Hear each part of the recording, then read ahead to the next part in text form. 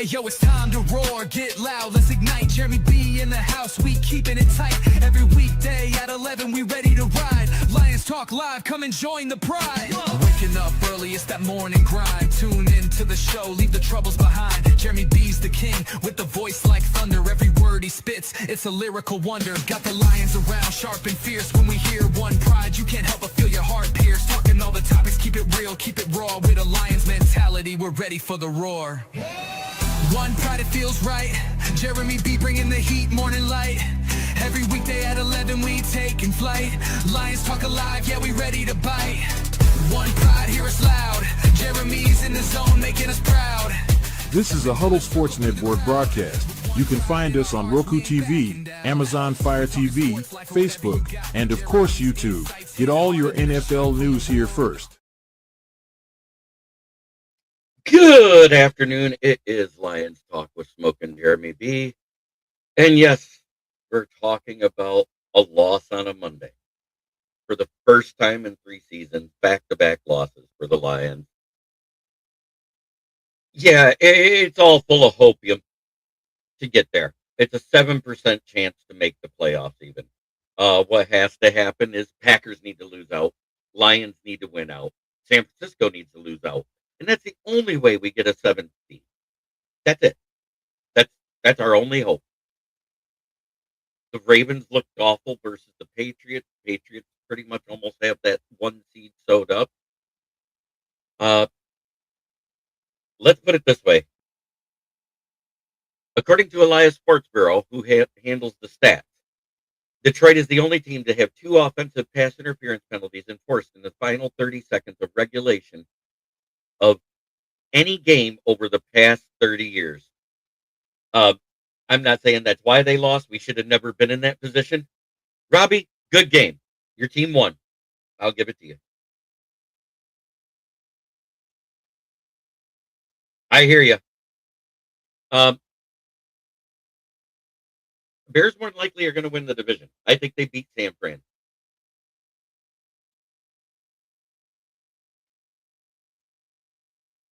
The Amon-Ra one was a clear push-off.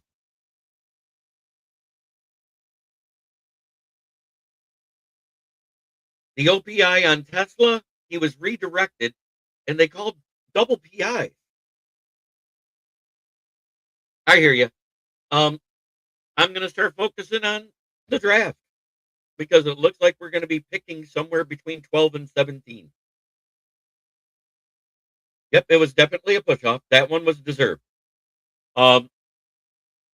It is what it is.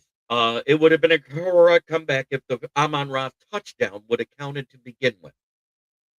He was redirected by the cornerback into the safety. They called it OPI with a defensive PI, which I don't understand how you can have both because the one happened before the other.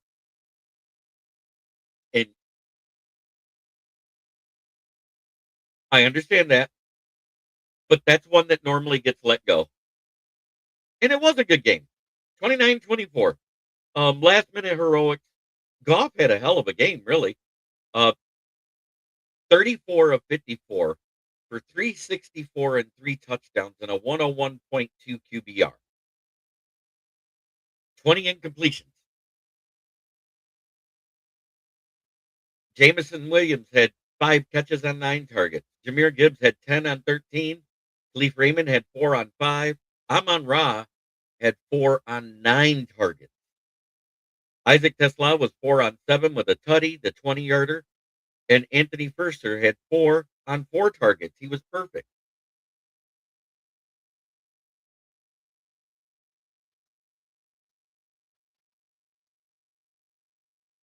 Yes, the one that played most of the game was our second-year guy, Kingsley Egekun, UDFA. And rest have been horrible all season. Yes, and it shouldn't have been OPI on Darnell Washington either. I'm going to call that too. At 12, that almost guarantees you to get Caden Proctor out of Alabama.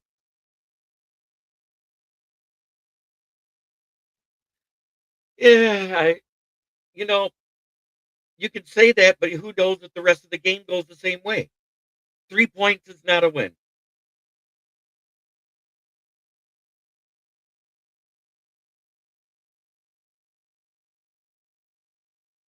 Right. It's never been called in 30 years. Not twice in 30 seconds.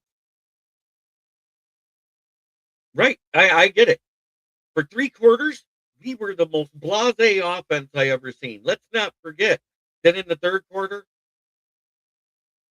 14 minutes and 9 seconds of possession was Pittsburgh's, 51 seconds, 6 plays, 2 3 and outs for the Lions. As am I. I think we need to get a tackle and a center this draft. Graham Glasgow isn't it? I thought Kingsley Egekun did a pretty good job. Let's go look at the team stats as far as how many sacks they had against us.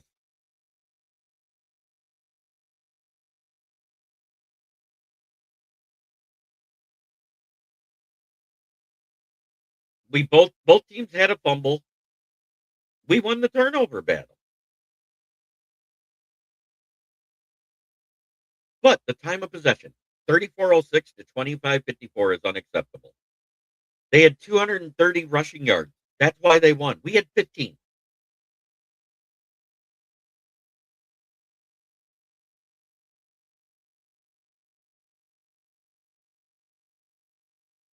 Wow, Malik got a concussion. Yeah, and Hutchinson played good.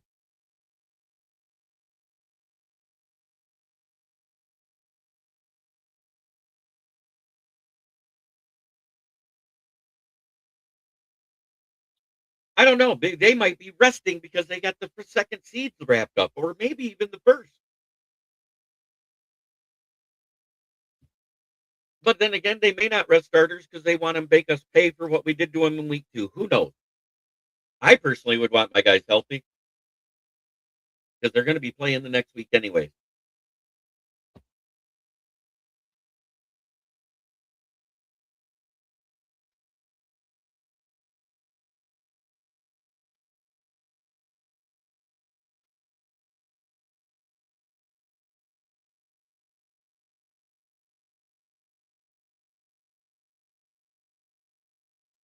Hey, let's talk about the guy that got to complete the game after punching a fan in the end zone. That gets any other player in the NFL ejected. And from what I understand from witnesses nearby that had taken the statement, all he did was call him by his full name, DeKaylin Zacharrius Metcalf.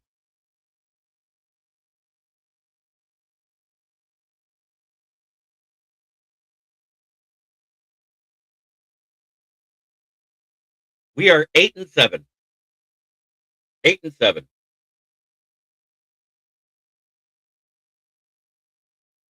7% chance. We have to win out. Packers have to lose out, and the 49ers have to lose out. And the Bears have to beat the 49ers to give us that tie break because we beat them.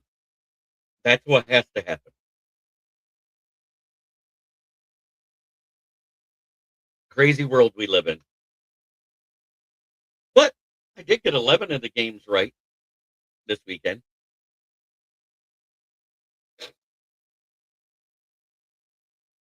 Kitty Ken can and Ken Dobie can attest.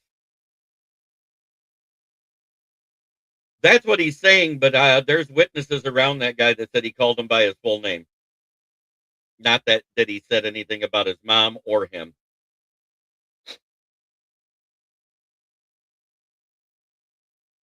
I would like that too, Nick Burton. If you ever come to Flint, we will meet. I live in the town of Burton, near Flint. Oh yeah.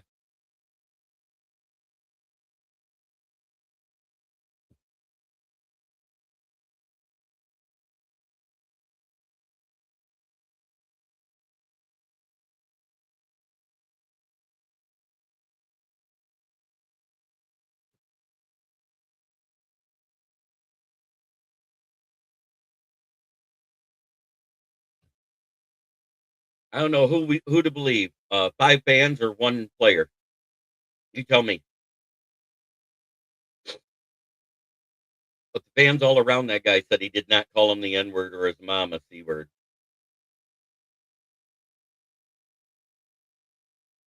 Yeah. And they're at 7-8 now after that win. One game behind us. We lose another game, they could catch us and put us in the basement. If we lose out, we get the 12th pick. It's crazy. I don't get it.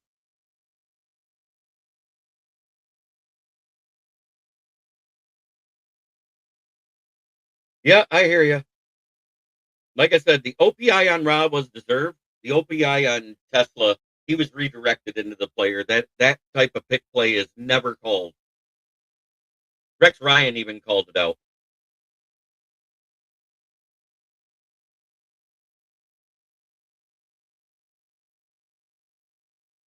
That's because they're listening to DK. They're not listening to the fans that was interviewed after the game, Robbie. I heard what he said was said, but I also heard what the fans around around the guy said. So, it's conflicting reports. I had the feeling DK is going to end up suspended for punching a fan.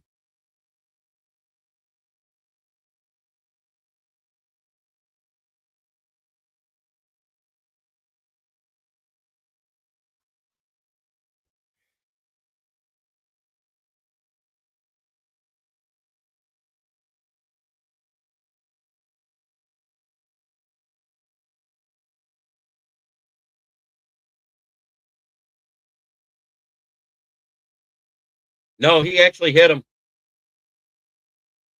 He actually hit him. Tore his shirt too. I don't know either. I think he decided to retire. Nobody's called him since.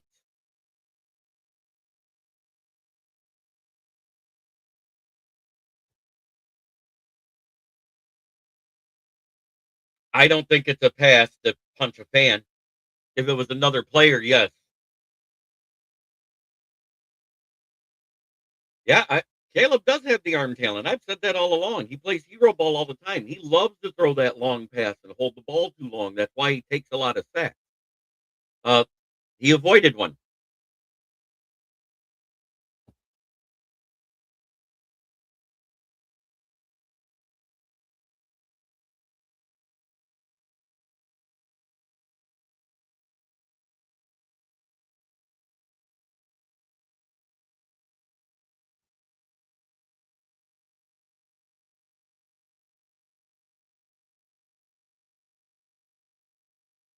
So those of you that missed AG, you realize that the defense that he coaches has not had one INT all season.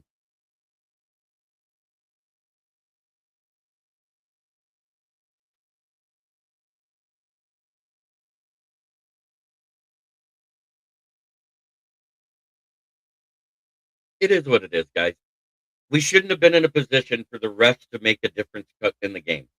If we didn't give up 230 yards on the ground, we were a sieve on defense. We became one dimensional. They did not. That's the difference in the game. Aaron Rodgers didn't have that great of a game either, if you really look at the stats. Aaron Rodgers was 27 of 41 for 266 yards and a touchdown and 92.1 QBR. The difference, Jalen Warren, 143 yards on 14 carries, a long of 45 and 2 tutties. There's your difference right there. We couldn't run the ball and they could.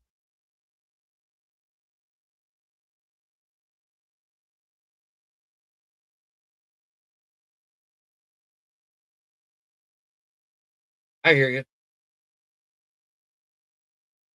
I don't know right now.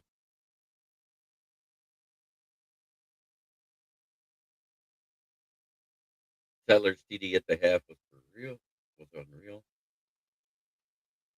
Tesla, the 20-yard catch was amazing.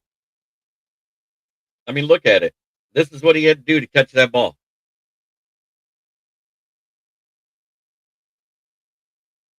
Between two defenders. Let's look at the snap counts this game. Panay Sewell is 100%, Radledge 100%, Decker 100%, Goff 100%, Amon-Ra St. Brown 97, Kingsley Egopoon, second-year guy. Yeah, it was. And I can't believe that Alex Anzalone didn't reach out and touch him to make him down. Kingsley Egakun played 96%. Christian Mahogany played 95%. Zylstra played 66%. Gibbs, 86%. Jameson Williams, 95%. Isaac Tesla, 55%. This is the most snaps he's had as a game. Anthony Perkser played 35%, 26 snaps. Khalif Raymond, 26%, 19 snaps.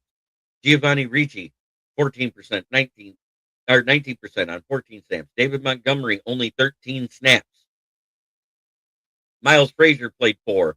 Neese played 3. Tom Kennedy and Dan Skipper played 1.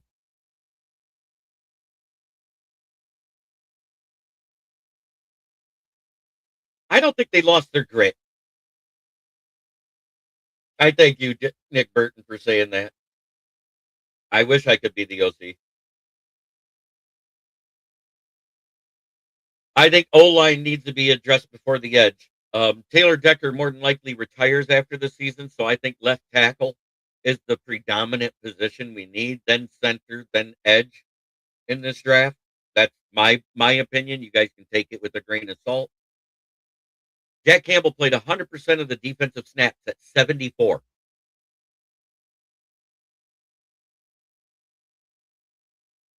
I don't think his wrist ever healed fully.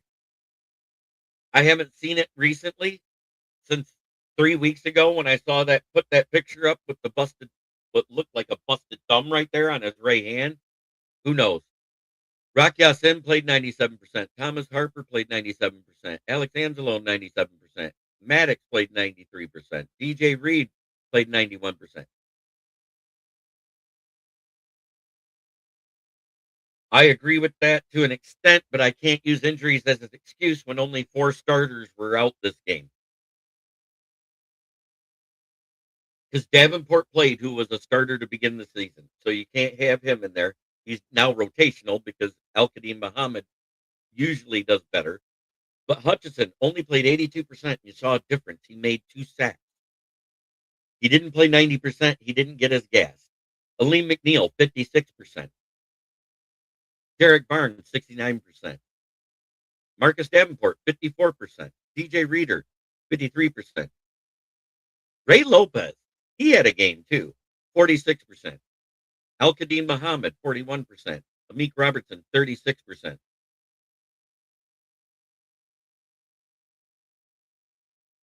I hear you, Richard Head. Talik Williams was only in 31% of the time. That's why I'm not using it as an excuse. Tyson Wheat, 15%. Nick Whiteside, 8%. Trevor Nowoski, 3%. Malcolm Rodriguez, 4%. And safety Daniel Thomas, 4%. So that's your snap count. Tomorrow I'll be doing the PFF.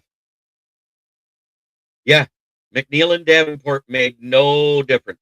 McNeil has disappeared since the Bucs game. I've been calling it out all year. He hasn't looked the same.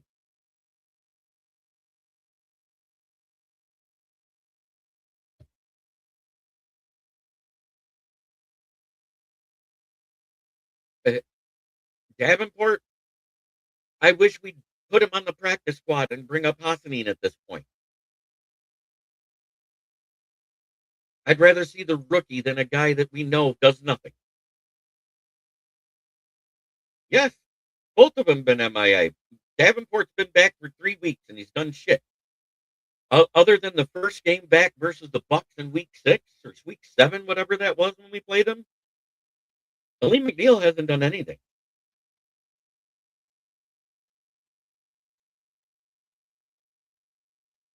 Talik Williams playing 31% when he's our best run stuffer. Oh, they probably won't.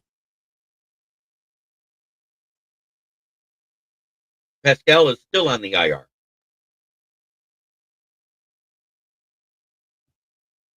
It's Davin poop at this point. It's not even Davin hurt. He isn't worth a poop. He's been on the field for 3 or 4 weeks and hasn't done shit.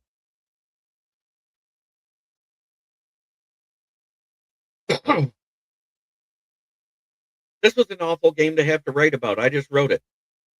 I just wrote the review. Just submitted it. It'll probably be put up tonight. But I'll read you. I'll read you what I said about that last bit. The final play, pure Lions magic negated. With 8 seconds left in the season, essentially on the line, we got the play of the year that didn't count. Goff threw a strike to Amon-Ra St. Brown at the 1 yard line. As the Steelers converged to stop him short, St. Brown did the only thing he could. He flipped the ball backward. Goff trailing the play like a trailer on a fast break, caught the lateral in stride and dove into the end zone. The stadium erupted. The Lions bench cleared. It was the Motor City Miracle. But the flag was already down. St. Brown had been called for an OPI for a push-off on Jalen Ramsey to create the initial separation for the catch. By rule, because the penalty occurred as time expired and was committed by the offense, the game was over. No replay of the down, no second chance, just a slow walk to the locker room.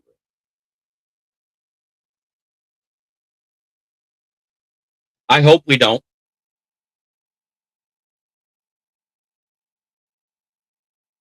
Well, Frank Ragnow didn't announce his retirement till June 3rd or June 5th, one of the two. I can't remember, but it was after June 1st. It was well after the draft. What happened to Wingo? He wasn't used. I think he was a scratch.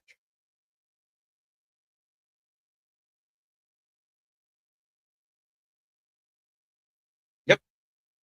That push off was the difference. He did extend his arms, even though it wasn't full.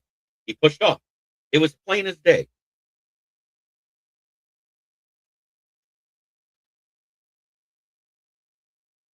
No, we got Mikai Wingo there, Steve.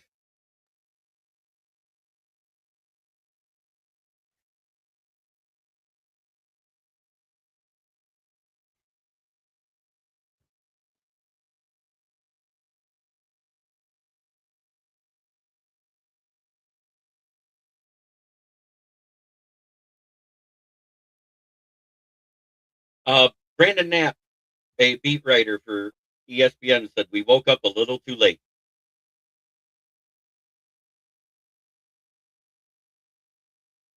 Uh, we still need a tackle either way. Manu's not ready.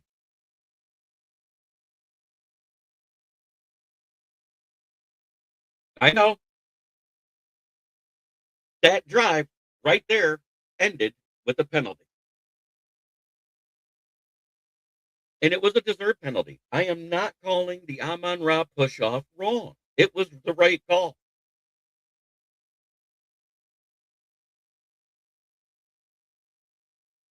Gun guy, you're absolutely right. The first touchdown to Amon-Ra St. Brown should have counted. Um, I think the guy to get if we lose out, Caden Proctor is the guy we should grab right there at 12. I did my first mock draft of the year after we lost to the Rams, as I promised I would.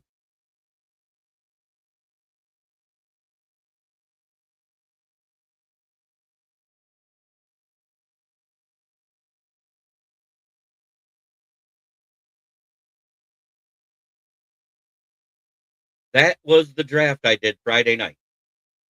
Caden Proctor, Kenyatta Jackson at edge, Logan Jones of Iowa, the center.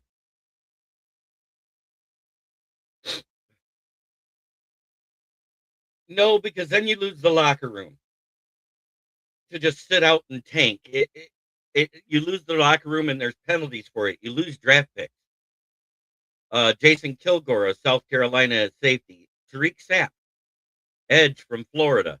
Judge Collier, cornerback, South Carolina.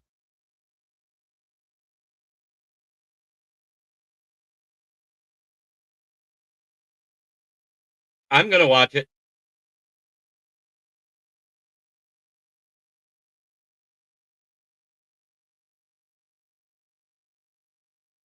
Yep. Um, that's because it's a soccer style kick.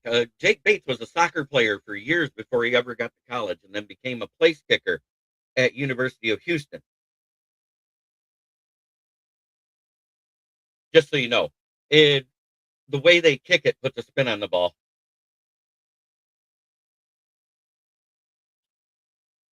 I watch every game no matter what because I have to write about them.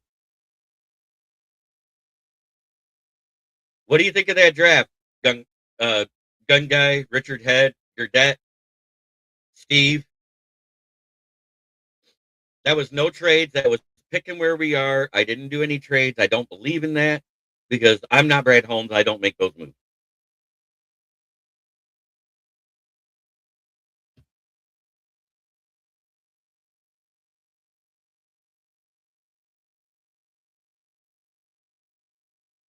Caden Proctor is a top 10 tackle this draft. I like his size. He reminds me of a young version and a better footwork of Dan Skipper. Kenyatta Jackson, productive edge out of Ohio State. Logan Jones, very good center out of Iowa. Jason Kilgore.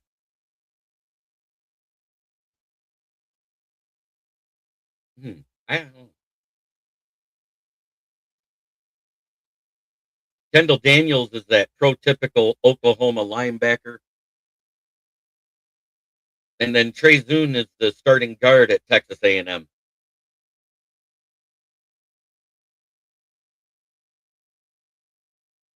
I don't know if that's the plan. That's why I drafted one.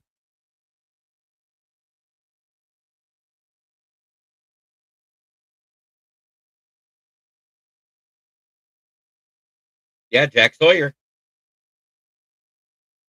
I said he'd be good.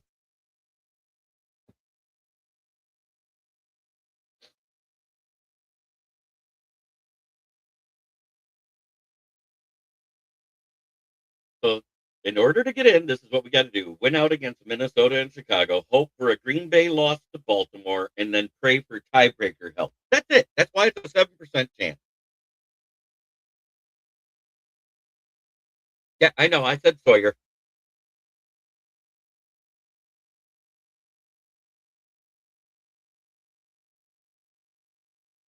So every Friday night, I'm going to be doing a mock draft every week from here on out. That's what I'm going to do. There will not be a show on Thursday because it's Christmas.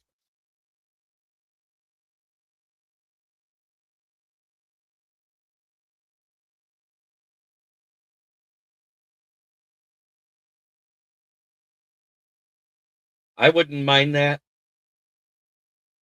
I disagree. There's just no ties in playoffs. I think the tie is a tiebreaker. Period. You get a tie, it can hurt you or help you. Because if you get one less win than you're expecting because you got a tie, then you can't be mad when you lose out. That's right. It's a half a win.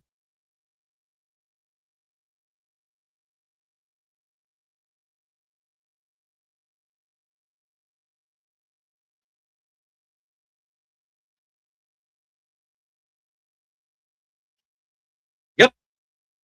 We will have an easier schedule next year, except in our division. Our division is one of the toughest in football. Ours in the NFC West. AFC West is right there too. AFC North, those guys beat up on each other a lot.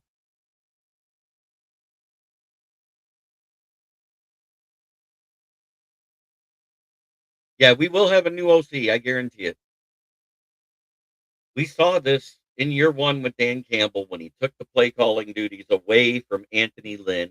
He called the plays with Ben Johnson through the rest of the season and then fired Anthony Lynn in the offseason. This is what's going to happen. That's what I see happening. It's a track record.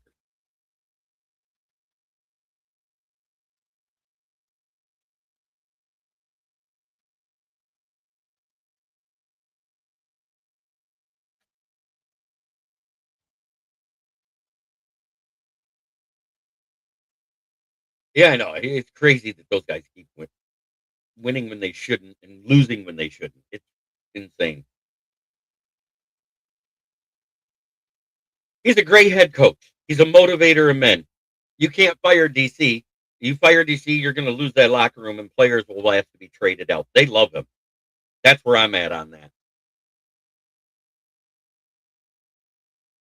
And I think Brad Holmes is a good GM, not a great one. great at the draft and okay at everything else.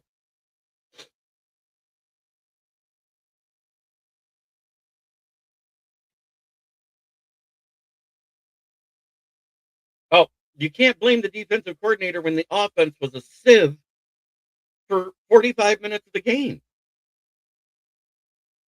If you're not controlling the clock, the defense is going to give up yards.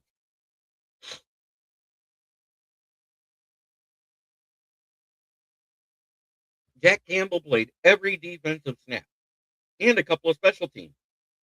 He was the only one out there for 100% this time. And you saw it towards the end of the game. He wasn't there to make those plays. Earlier in the game, he was in those gaps, stopping those big runs and at least slowing the guys down so somebody else could clean it up. It stopped in the second half. I think Monty's still not right from last year. He had that one breakout game, and so far he hasn't really been breaking a lot of big tackles and stuff like that. And I don't know. Why re-sign him if you're going to ignore him? But Monty acts like he's fine. And that's what's weird about it. I don't get this.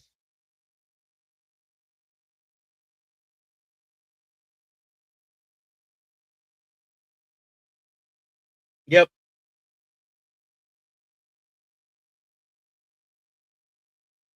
But with Love and Malik Willis out, who are they going to get for quarterback in Green Bay if neither one clears concussion protocol? That's going to be huge.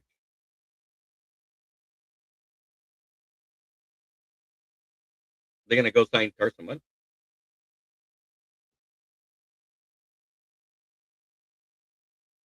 No, I don't know. They got to work on him more. Who won't be there next year?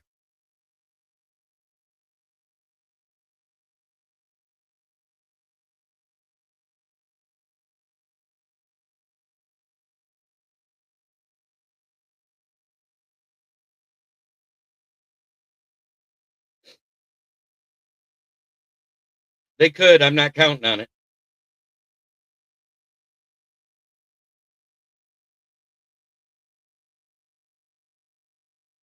He was just resigned to 3 years.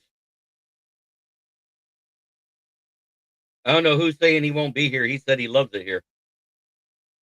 Yeah, Malik is pretty good, but he got a concussion in that game too.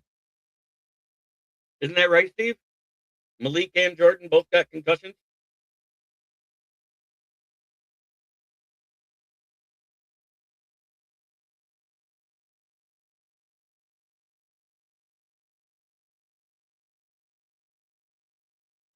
We could. I think we're going to win one of them. I don't know which one, but I know I had the feeling we will win one and not have another losing season. I still think we can win both of them.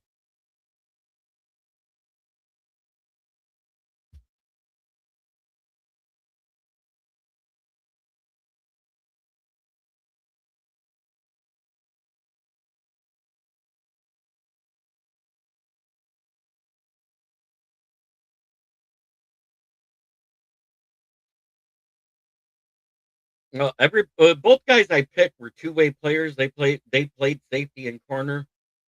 So I went for guys that had the size to play both positions as well. But this has been Lions Talk with Smoke and Jeremy B. It's time to break down the division.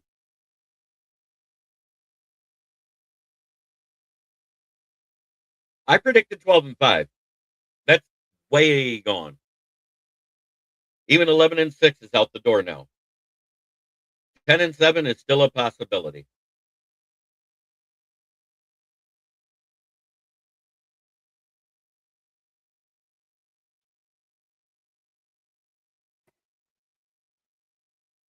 At 7-8, they're still skull fucking in fourth place. At 8-7, holding on with a hope and a prayer to make the playoffs. The Lions.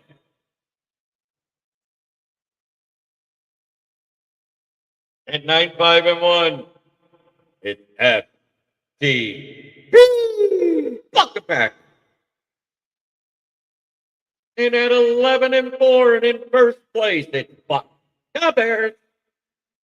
We're coming live out of Flint, where the water's shit, but the tires are good.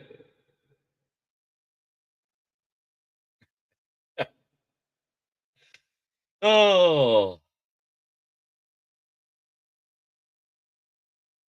No, I think it's more hope than prayers because God don't help football.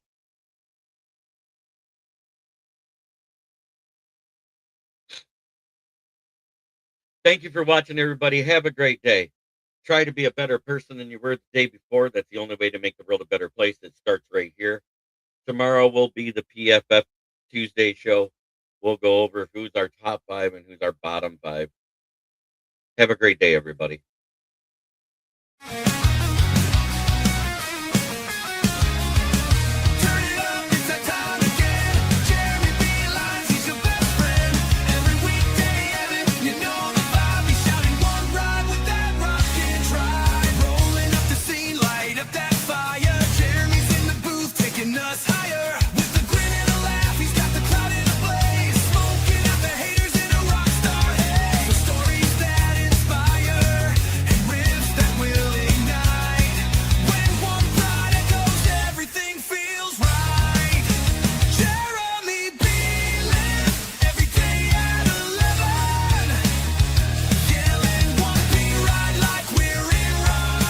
This is a Huddle Sports Network broadcast. You can find us on Roku TV, Amazon Fire TV, Facebook, and of course YouTube.